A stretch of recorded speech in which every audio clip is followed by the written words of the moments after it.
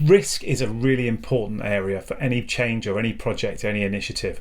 In this video, I'm going to share with you how to run a risk management session, a risk analysis session, and the essential 2 things that you must do to make sure that your risk management session and your whole risk management process is really effective and make sure your project is a success.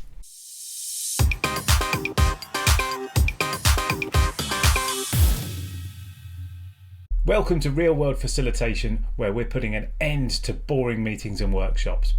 Today is all about risk.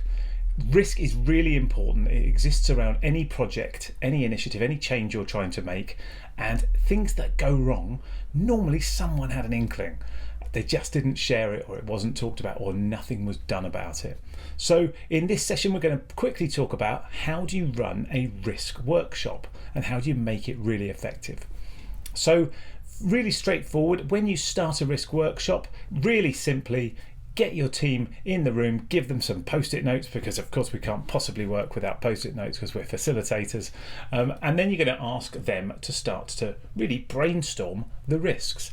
Now here's a tip: don't use the word risk. You might introduce the session talking about risk, but when you pose a question to the group, ask them what's keeping you awake at night, what is worrying you. It tends to get people being more truthful, more practical about the things that actually might go wrong, rather than moving into this world of talking about kind of business risk, which tends to elicit a whole bunch of nonsense which isn't very helpful for you to have on your risk register. So give the group the post-its, have them brainstorm the risks. You can do it in groups of 2 or 3 if there's too many people in the room, and then gather together all of their outputs and start to analyse them. So the first thing to look at is grouping. You can shortcut a grouping exercise by, instead of asking everybody to stick their post-its up on the wall, what you can do is take one from anyone, doesn't matter which one, and then you ask everybody, if you've got this risk as well, then put it aside, we don't need to hear about it again. So it works really well. Get them to take one of those post-its and tell everyone else if they've got it. We don't want to hear about it twice. That's a quick way of doing it. We often use then a risk matrix in order to start to analyse the risks. So that can be a 2x2 or indeed a 3x3 matrix if you really want to get sophisticated.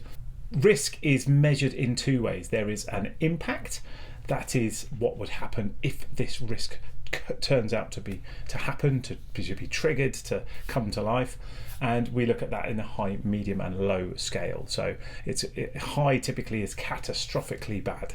So if I know your building collapses or all of your IT catches fire, those kind of things are things that would probably have a very high impact. So they would be high on our scale.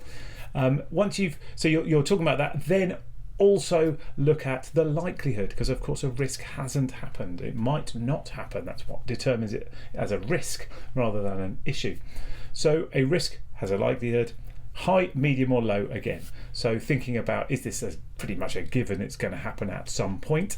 That would put it in the high category, or perhaps it's just one of those nagging things that you just want to be prepared for should it happen, in which case it's more likely on the low end of your scale. So you can then place all of your risks as you're talking about them onto this graphic, this matrix, and then that as you're going, you're assessing them, and you will end up with some things in your top right hand corner, the high risks. So often risk, once you take a combination of impact and likelihood, you end up with a risk severity. So there's another bit of language for you.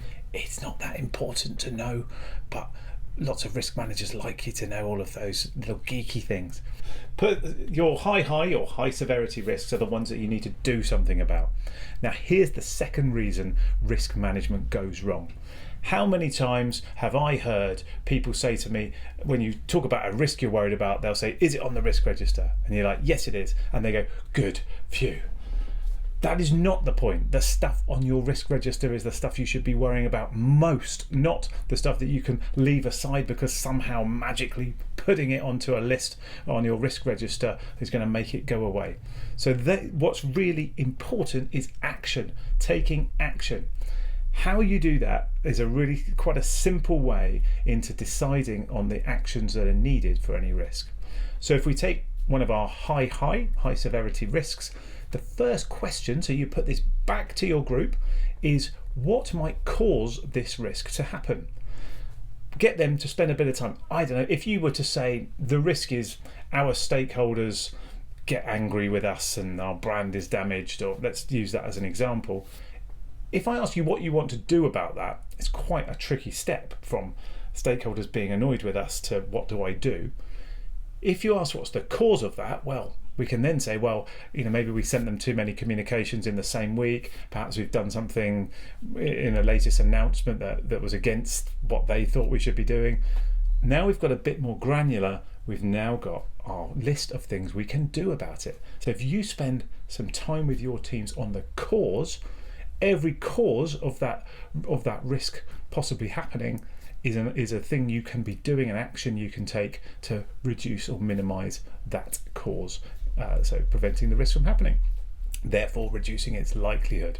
When it comes to impact, so we talk about contingency actions. What are the things you can do to minimize the impact of something happening? And in IT, something most people are familiar with is things on hot standby. So many big organizations will have servers that are completely ready and able to be switched over immediately should something happen to your main server. That's a contingency action to manage a risk. So here, in terms of determining what your contingency actions might be, you want to spend some time with your group on what would happen if this risk actually occurs. So what are the reasons that we believe it is high impact, and get them again to come out with a few points as to the things that they are most worried about happening. And then you spend some time looking at, are there things we can do now? That means, rather like our IT example, we might need to hire another server and have that ready. Or are there things that we just need to be ready with should this thing actually happen? So airlines is a great example here in the aviation industry. They have a thing called a crash pack that's effectively waiting in the drawer for should the worst happen, they can pull that out the drawer. It tells you who's saying what, it tells you what you're going to say. It gets you much quicker down managing that situation rather than it happening and then having to make it all up there and then. So that's how you do a risk brainstorm, a risk analysis session. And the absolute key is that you take some action. So we want to know what we're going to do about this risk. We want to know who is going to do it and by when. So record that in your risk register. And a risk register is just a posh word for a list of your risks with some information against them.